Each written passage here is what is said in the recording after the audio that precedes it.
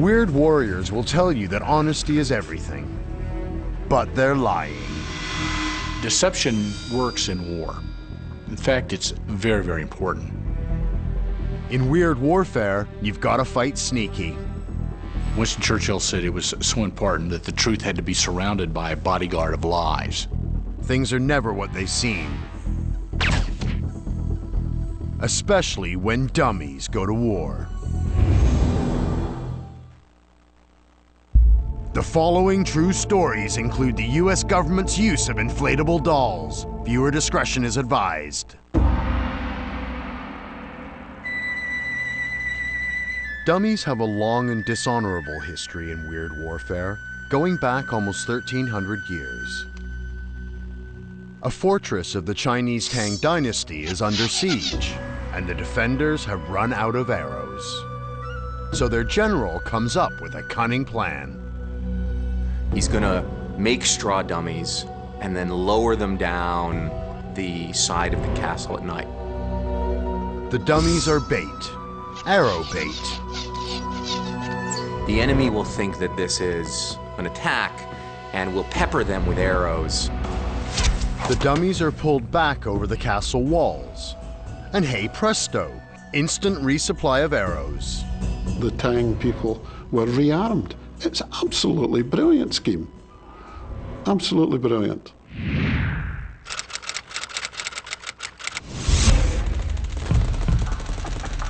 Using dummies to rearm your troops was unquestionably clever.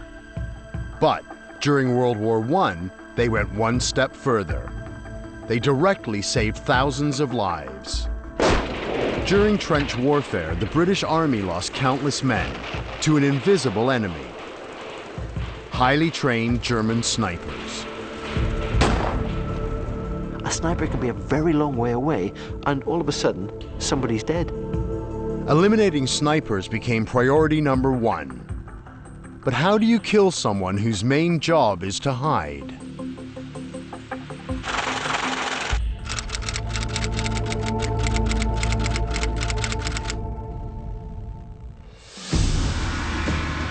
Our weird warfare specialists are about to demonstrate. Our enemy sniper is going to hide behind one of these 5 trees. Using a dummy, the home side has got to find and eliminate him.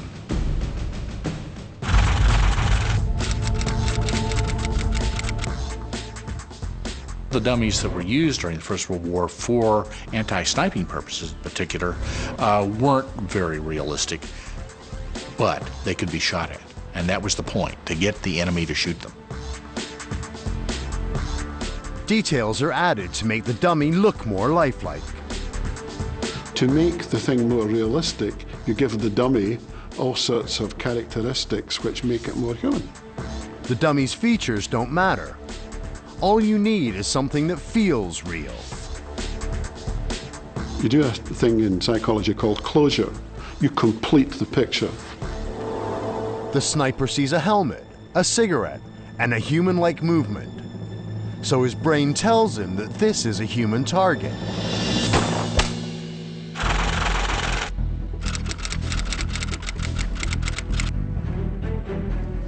Because bullets travel in a straight line, the exit and entry wounds make a line of sight that points directly to the sniper's location. Yeah, hold on. It's a 2. 2? He's at 2. Excellent.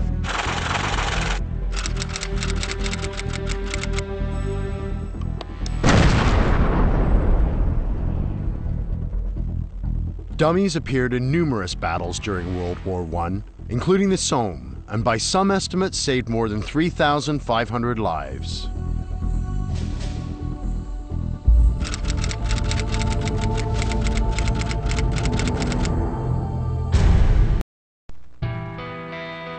So the psychological principle of closure was being used to fool snipers as early as World War I. But by the 1980s, scientists and spies had an even better understanding of how it could work. And one agent would use closure to help him vanish into thin air.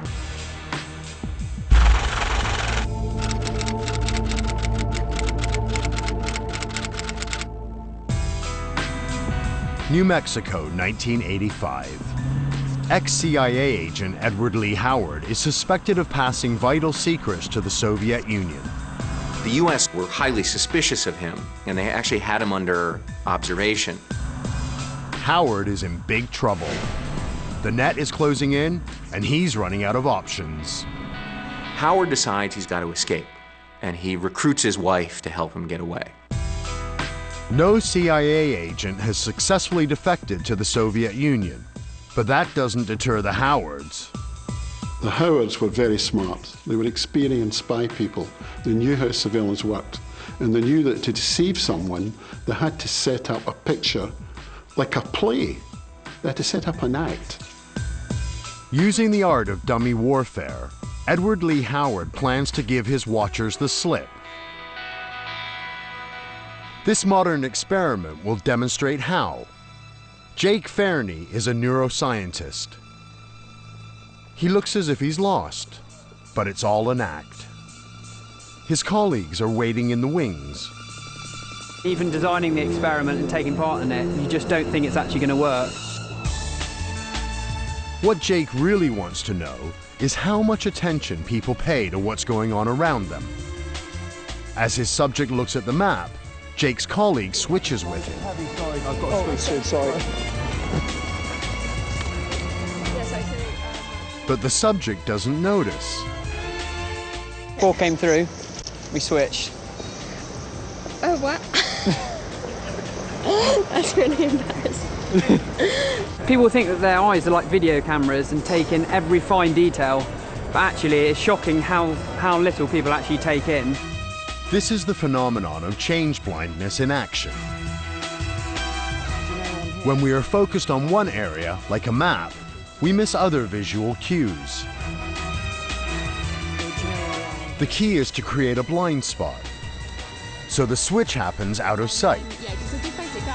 People assume they're still talking to the same person. Hardly anyone questions the details. Under certain situations, 90% of people don't notice a change at all. You don't even need a living, breathing person. Our old friend, the dummy, can stand in. Ooh. Sorry, I just need to get this. Yeah. Is it? Do you know where we are on here?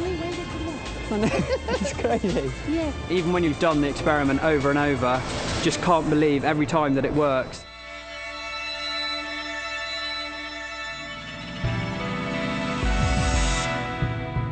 Back in New Mexico, change blindness will allow Edward Lee Howard to disappear.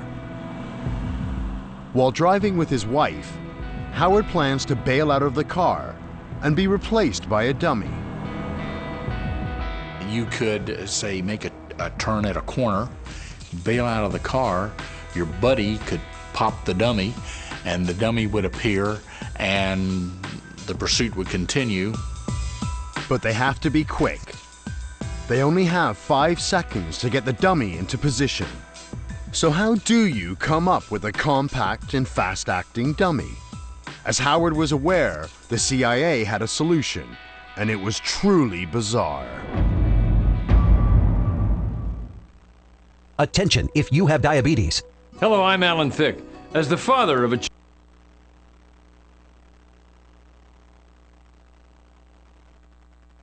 answer questions. And for a limited time, CCS Medical will also send you a diabetes cookbook. All this from a company trusted and recommended by thousands of doctors around the country. Call CCS Medical today.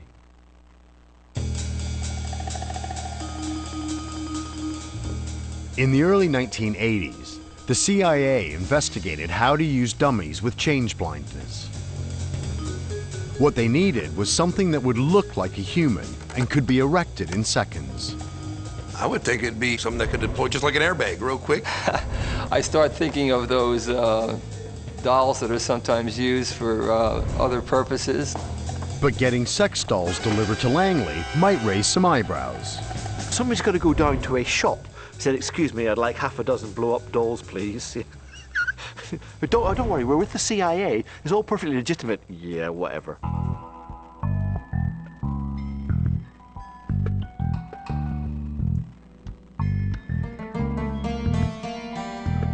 Our weird warfare scientists are about to test the very problem the CIA was trying to solve.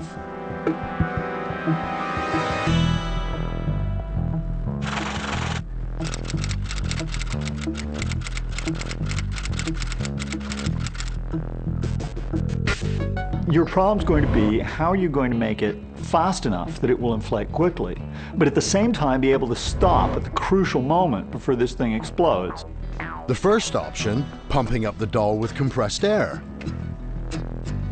Okay, ready to go? Okay. But will they get it up fast enough? Now, here we go.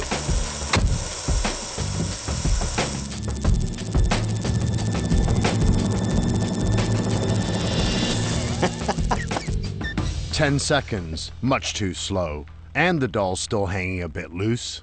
A second option is, of course, to use some kind of compressed gas, and certainly the one that's most easily to hand is carbon dioxide, which you have in fire extinguishers. The extinguisher option. Much higher pressure, much faster, much riskier. For the doll, anyway. Going round the corner, braking now.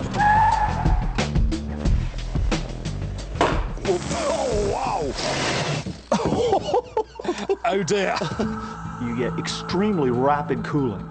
In other words, you immediately get frosting up around the place where you fire the extinguisher. Frost and thin plastic don't mix. The fact is, sex dolls were never built for speed.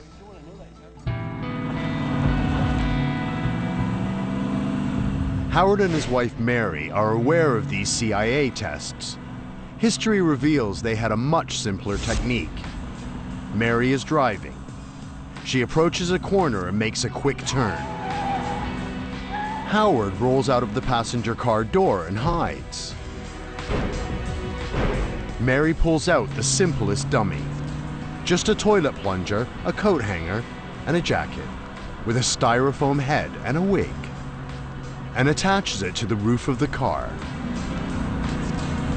As the FBI surveillance team come round the corner seconds later, they don't notice a thing.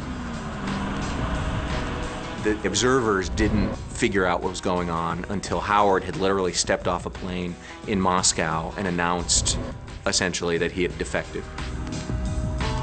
And Howard achieved this with just a dummy and a coat hanger. Round the corner, brake! Out! Out. Job done. That's it, and we're on our way again. As quick as that? Yep.